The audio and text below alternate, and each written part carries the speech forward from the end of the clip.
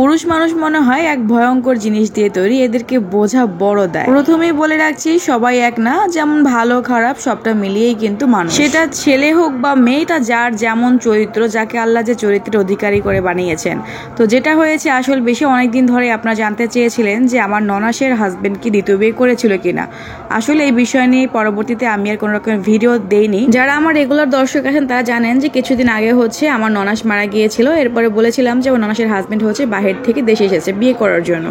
আমার হাজবেন্ডের আপন বড় বোন, উনি মারা যাওয়ার কিন্তু 1 মাসও যেতে পারেনি, মানে এর মধ্যেই কিন্তু ননাসের হাজবেন্ড আবার দ্বিতীয় বিয়ে করে। তো এই তো প্রায় 6-7 মাস হয়ে গেল উনি কিন্তু বিয়ে করেছে। তো বেশ ভালো। এবার আসেন আসল কথায় আসি। এই বিষয়গুলো নিয়ে আমরা ভীষণ ডিস্টার্ব ছিলাম, যার কারণে আমি আসলে মিডিয়াতে কথাগুলো এতদিন বলিনি। শুরুতেই একটা কথা বলে রাখি, প্রথম স্ত্রী যতটা ভালোবেসে সংসারকে সাজায়, দ্বিতীয় স্ত্রী কিন্তু তা আসে শুধুমাত্র উপভোগ করার জন্য। সে কিন্তু সেই ভালোবেসে কখনো সংসারটা করবে না। প্রথম স্ত্রী স্বামীকে ভালোবেসে যেভাবে সংসার করবে, বা প্রত্যেকটা মেয়ে কিন্তু আসলে একটু একটু করে সংসারটাকে ঘোছায়, ঠিক আমার বড় ননাসের তেমন। যখন তার বিয়ে হয় তখন ওই বাড়িটা ছিল টিনের বাড়ি। এরপরে হচ্ছে ননাসের হাজবেন্ড প্রবাসে যায়, একটু একটু করে সেই বাড়িটাকে হচ্ছে টিন থেকে বড় রাজপ্রাসাদের মতো বাড়ি করে। আপনারা হয়তো এর আগের ভিডিও দেখেছিলেন। যদি সম্ভব হয় তাহলে আমার ননাসের সেই বাড়ির ভিডিও ক্লিপটা আজকে ভিডিওতে একটু অ্যাড করে দেব। এই জায়গার মধ্যে কিন্তু আগে একটা টিনের বাড়ি ছিল যখন সে নতুন বউ হয়ে আসে। এরপরে সে 15 বছর একটু একটু করে কষ্ট করে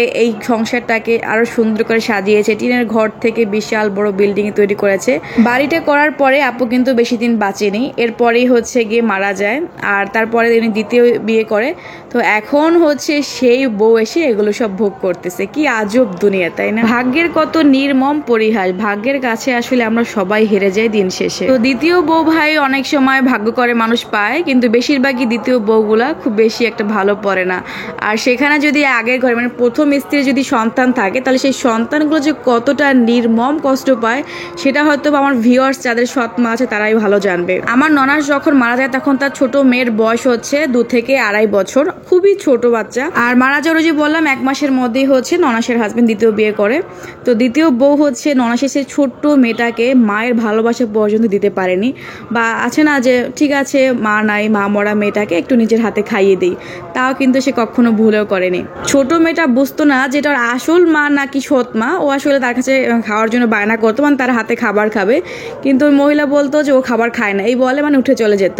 যাদের কিনা আমাদের সন্তান আছে ভাই, আমরা কি বলি যে আমাদের বাচ্চা খায় না, এই বলে তো আমরা উঠে যাই না, অবশ্যই ধৈর্য ধরে খাওয়াই। তো আসলে আর সৎমার মধ্যে এটাই তফাৎ। এবার এখানে কথা বলে রাখি, অনেকেই বলতেছিল যে আপু আপনি কি আপনার ননাসের মেয়েটাকে আপনার কাছে এনে রাখতে পারলেন না? যখন হচ্ছে আমার ননাস মারা যায় তখন কিন্তু আমার বাবু হয় না। ওই সময় আমি আমার হাজবেন্ড দুজনে চেয়েছিলাম যে ননাসের মেয়েটাকে এনে আমাদের কাছে রাখবো, আমরা আদর যত্ন করে বড় করব। সেখানে হচ্ছে আপুর হাজবেন্ড মানে আমার ননাসের হাজবেন্ড কোনো মতে রাজি হচ্ছিল না। আর হচ্ছে ওনার শাশুড়ি মানে আমার যে ননাসের মেয়ে তার দাদি আর বাবা কোনোভাবেই চাচ্ছিল না যে বাচ্চাটা আমাদের কাছে এনে রাখি। তো এরপরে কি আর করায়, আমরা জোর করিনি, ঠিক আছে থাকুক তাদের কাছে। কিন্তু পরবর্তীতে মেয়েটার উপরে অনেক অত্যাচার করা হয়। তবে আমার ননাসের কিন্তু আরো একটা ছেলে ছিল, সে বড় কিন্তু মোটামুটি।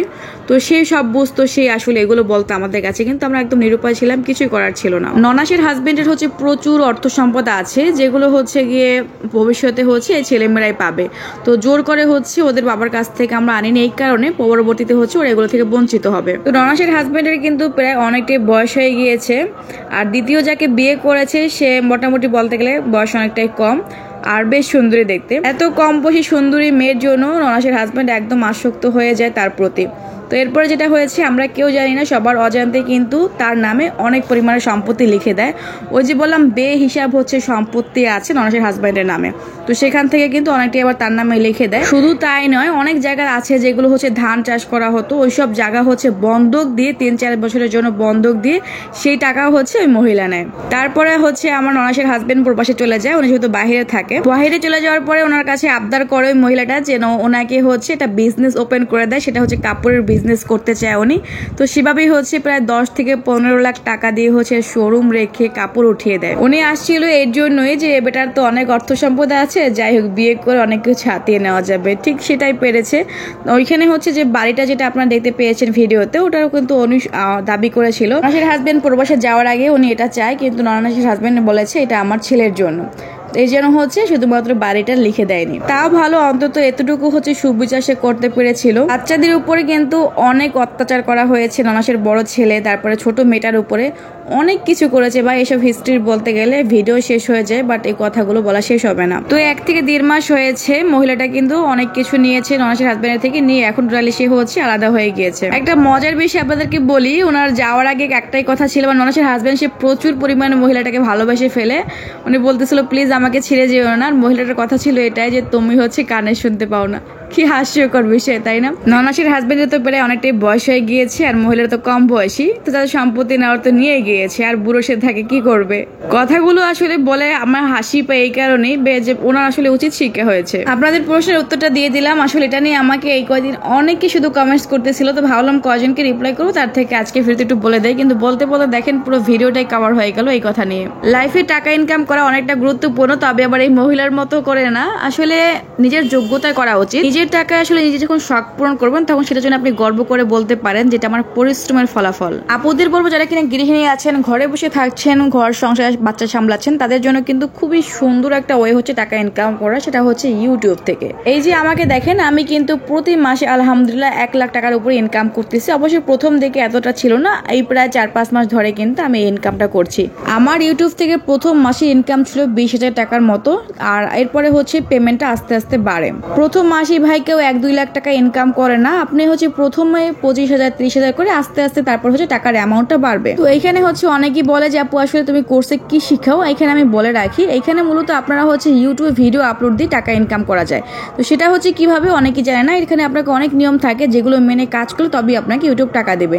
যেমন কিভাবে আপনি প্রফেশনাল নিয়মে ভিডিও আপলোড দিবেন, কিভাবে ভিডিও ভাইরাল করবেন। এখানে ইম্পর্টেন্ট হচ্ছে ভিডিওতে ভিউজ আনা। যদি ভিডিওতে আপনার ভিউজ না আসে তাহলে কিন্তু আপনি কখনো এখান থেকে ইনকাম করতে পারবেন না। মন চাইলে একটা চ্যানেল খুললাম, ভিডিও আপলোড দিলাম, এতে করে কখনো আপনি সেখান থেকে আর্নিং করতে পারবেন না। এইখানে অনেক নিয়ম থাকে, অনেক গাইডলাইন আছে যেগুলো মেনে কাজ করলে তবে কিন্তু আপনি এখান থেকে সফলতা অর্জন করতে পারবেন। এমন অসংখ্য চ্যানেল আছে যারা কিনা 1 বছর 1.5 বছর ধরে কাজ করতেছে, 100+ ভিডিও আপলোড দিয়ে দিয়েছে, কিন্তু এখান থেকে তারা এখনো পর্যন্ত ইনকাম করতে পারছে না। আমাদের কোর্সে ভর্তি হওয়ার সময় আমি অনেকের চ্যানেল চেক দিই, তো তখন দেখি যে চ্যানেলে এমন ভুল করে রেখেছে, তারা যদি এই চ্যানেল নিয়ে আগামী 10 বছরও কাজ করতো তারপরেও কিন্তু সেই চ্যানেল থেকে আর্নিং করতে পারতো না। সঠিক রাস্তা ধরে আপনাকে এগোতে হয়, ভুল রাস্তায় আপনি যতই হাঁটেন না কেন সাকসেসের দেখা আপনি কখনোই পাবেন না। উপরে স্ক্রিনে নাম্বারটা দেওয়া কিন্তু আমার নিজের, তো যারা কিনা হচ্ছে সত্যি কথা ঘরে বসে টাকা ইনকাম করতে যাচ্ছেন, অযথা কেউ মেসেজ দিবেন না বিরক্ত করার জন্য। যারা কিনা ইনকাম করতে যাচ্ছেন আপুদের জন্য বলতেছি, তারা অবশ্যই উপরে নাম্বারটা দেওয়া রয়েছে আমার, এটাতে ইমো এবং হোয়াটসঅ্যাপ রয়েছে। আপনারা কিন্তু কোর্স সম্পর্কে বিস্তারিত জানতে উপরে মেসেজ দিবেন। তো আজকের ভিডিওটা আমি এখানে শেষ করছি, দেখা হচ্ছে পরবর্তী ভিডিওতে। সবাই ভালো থাকবেন, সুস্থ থাকবেন এবং আমাদের জন্য দোয়া করবেন। আল্লাহ হাফেজ, আসসালামু আলাইকুম।